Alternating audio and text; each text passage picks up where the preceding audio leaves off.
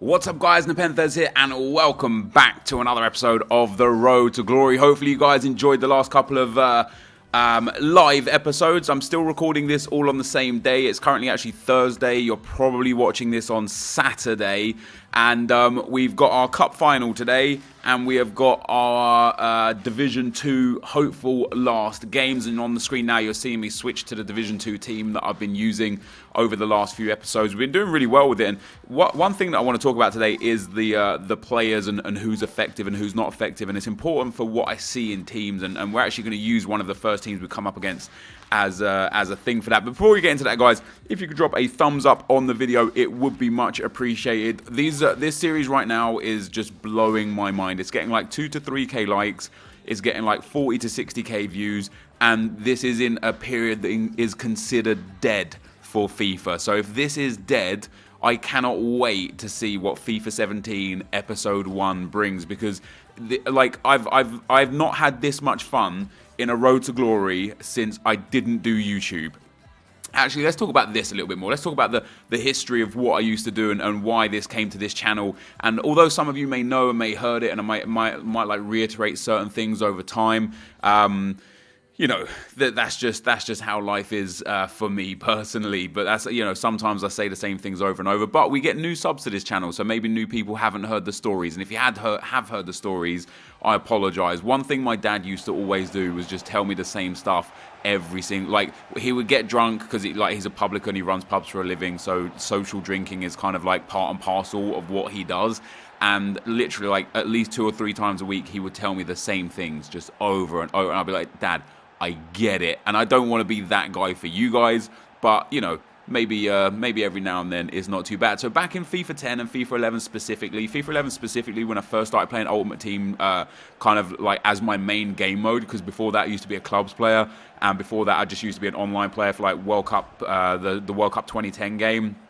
I literally just used to, I basically tried to play ranked. Like, I was in top 100 in the UK in the World Cup game mode.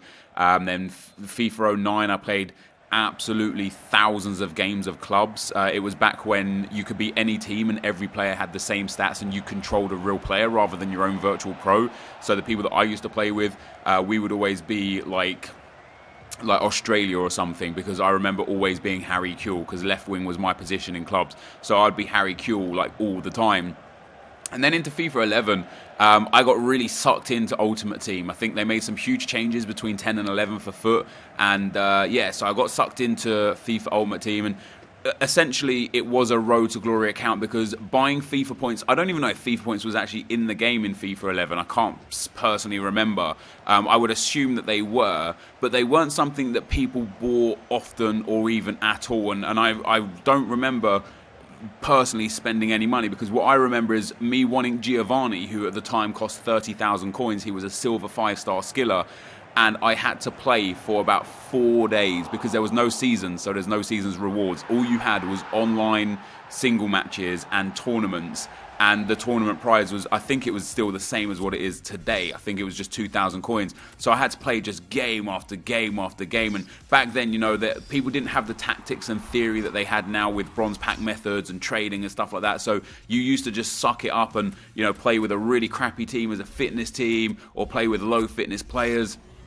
And you had to really, really grind to just make like 30,000 coins. In my opinion now, it's actually like ridiculously easy to make like 30, 40, 50,000 coins these days with trading, with like pack methods, with the freebies that EA give in the game. But yeah, so I basically started doing that. And then FIFA 11 is kind of where I got my break in YouTube. I started becoming more recognized for my montages and for my skill goals, because back then, funnily enough, I was a skiller. And then in FIFA 12, I got more known for gameplay and commentary, which was my Ruiner Randomer series, which really kind of set me apart from many other FIFA YouTubers, which obviously you guys are the reason for that, because you turned up and watched the videos, for which you know, I'm obviously very grateful for.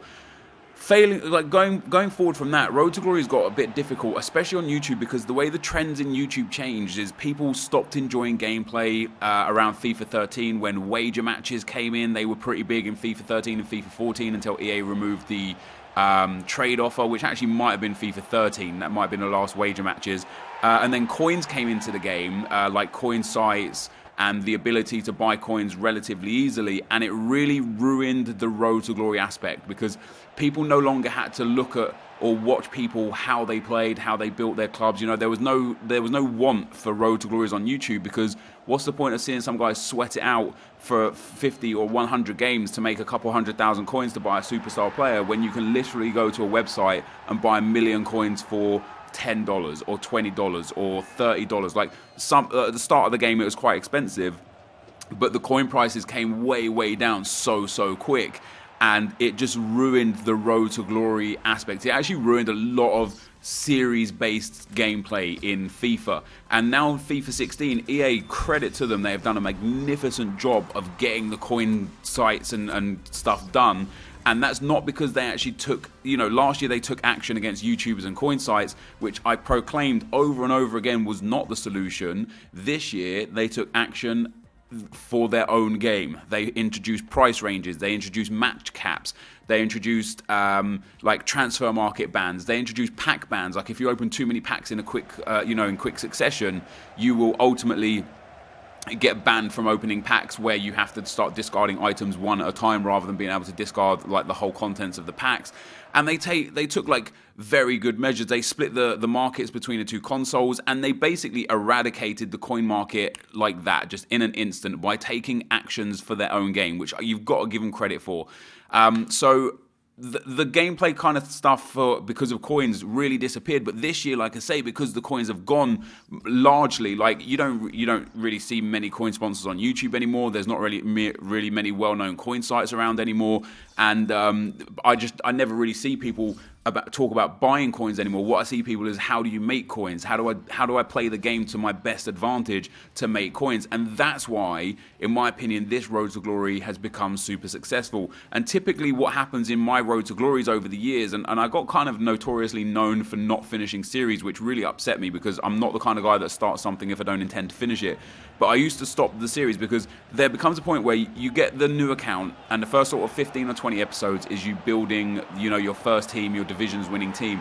And then it gets to a point where you've got a nice, good, cheap team, but you're so many coins away from getting that next big player that the hard slog is there. But this year, what EA done, which was amazing, was put out all those tournaments to win players, tournaments to win packs, tournaments to win kits, and it kept the game not only fresh in terms of building new cheap teams over and over again, but fresh in the sense that you was continually accumulating coins, winning tournaments, getting packs that were tradable, winning tournaments, getting packs that were untradeable for some special players, winning the untradeable players. If you had, for example, a really cheap striker in your team, and then you won the Castro card, you've now got a team of the season striker there. You was able to actually build your club up because of what EA offered, which is the first year that's happened.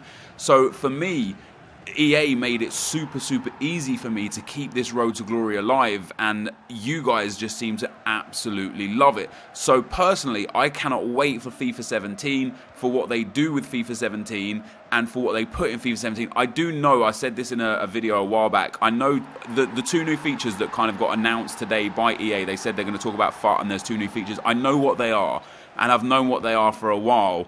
And although I still can't actually talk about them because I don't want to, I'm on good terms with EA right now. I don't want to pee them off. Do you know what I mean? So I'm not going to tell you what they are. But trust me, when you find out next Tuesday from Gamescom, you will love them, because they are brilliant features to add into the game. And it's going to keep the game like really fun for people to play. And going forwards, the Road to Glory next year will still be on this channel, and we will be doing it probably from day one. And I'm going to try and get the most out of it that I can. And the whole point of that kind of like 10 minutes of nonsense of me speaking there was the fact that I just haven't had this much fun on FIFA in ages, because everything I've got here, this Ben Arthur, the footies Aubameyang and Royce, the footies Conor Plianka, the 5 team of the season cards, an untradeable company, an untradeable Clichy, like so many untradeable players, so many good players, and I've got like team of the season Di Maria's a 94 rated right winger, absolutely incredible, and I've done it all through playing the game, and that for me encourages me to play FIFA more. I don't know about you guys, but for me personally it does. But with that being said, guys, we end up winning the tournament. We went into the final and the game disconnected at 0-0. It was actually quite a close game. We went into this final again. Our opponent wasn't very good. I kind of feel bad for him. I put him to the sword a little bit. Aubameyang scoring that back heel goal, and again in general, Aubameyang just doing God's work. It's just incredible how good he is. Him and Royce in this game are just utterly phenomenal. There's still some problems with the transfer market as well. EA released a patch, or like they took it down for maintenance and said that they fixed the transfer market issues, but there's still issues like cards aren't clearing, cards aren't relisting. Like there's a few problems there. But with what we did with that, guys, obviously we bought a few of these players just to play in the tournament.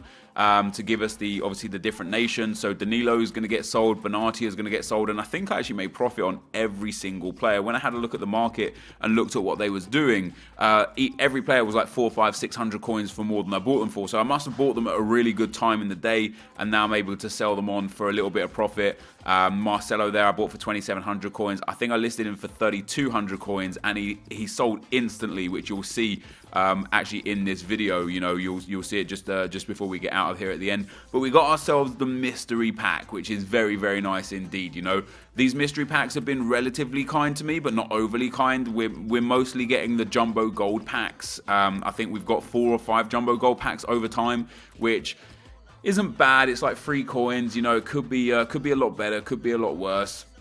And this time around, I'm really hoping for something good, even if not a good pack, something good within the pack. And we list up Teo there for 2,800 coins. That's everyone that we bought sold on again, and I think straight away you see the transfer there. That is indeed Marcelo. I probably could have sold him for 3,400 or 3,500 coins if he went that quick. But we open ourselves our mystery pack, guys. What do we get in our mystery pack? It's been promising for us so many times we got let down, but this time we get a premium gold jumbo pack, which is a 15k pack, which is actually a very, very nice prize. And when we redeem the pack, we open the pack, of course, it's a free pack, but it is tradable, which is obviously very, very nice indeed. And up pops a Boubacar, and I thought to myself, God damn, that's a pretty awful pack. But there was an inform in there, so I'm happy with that. And I was looking at the inform, and I looked at his price, and he's going for discard price. And I kind of sat there and thought I could just discard him and get the 10,000 coins, or I could keep him in the club and maybe there'll be a tournament where he'll be useful for us. Maybe we can use him as a super sub for a couple of games just to try him out. And then maybe in a week's time when he's no longer in packs, because you guys know how I don't know if you know how the discard inform method works, but basically because he's discard value, so many people do discard him that when he's no longer in packs, he becomes like basically extinct on the market, and his price will typically rise to like 13, 14, maybe 15,000 coins.